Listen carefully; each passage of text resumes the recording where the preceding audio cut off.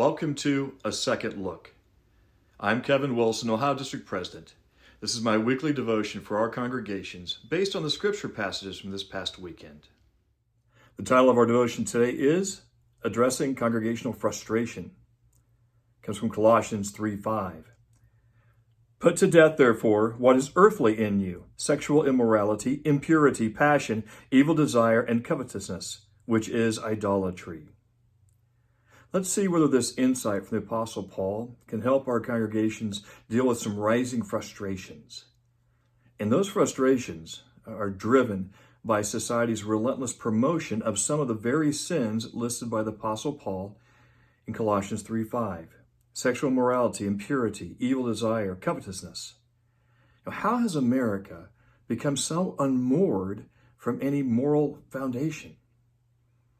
And it's not just that society is promoting this immorality.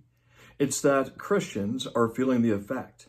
We see Christians who are being compromised by these very sins. We see entire denominations who are compromising their teaching, changing their doctrine to conform to part of what society is teaching. So yes, there's a great deal of frustration arising in our congregations. It just seems to be relentless, this onslaught from society. Now, the Apostle Paul almost sounds like a physician when he deals with this question. I mean, a doctor, when having a patient come in with symptoms such as a fever or pain, will look for the root cause. That's really what the Apostle Paul does at the end of verse 5 when he says, look, this is idolatry.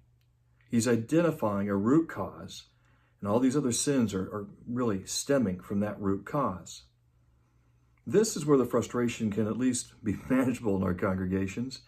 I mean, it's overwhelming to try to deal with all the various sins that are being outlined in this passage and finding all the applications. It's different, though, if we focus on one. If we turn to the scriptures and say, Lord, what do you say about idolatry? How do you identify idolatry? How have you dealt with it in the past?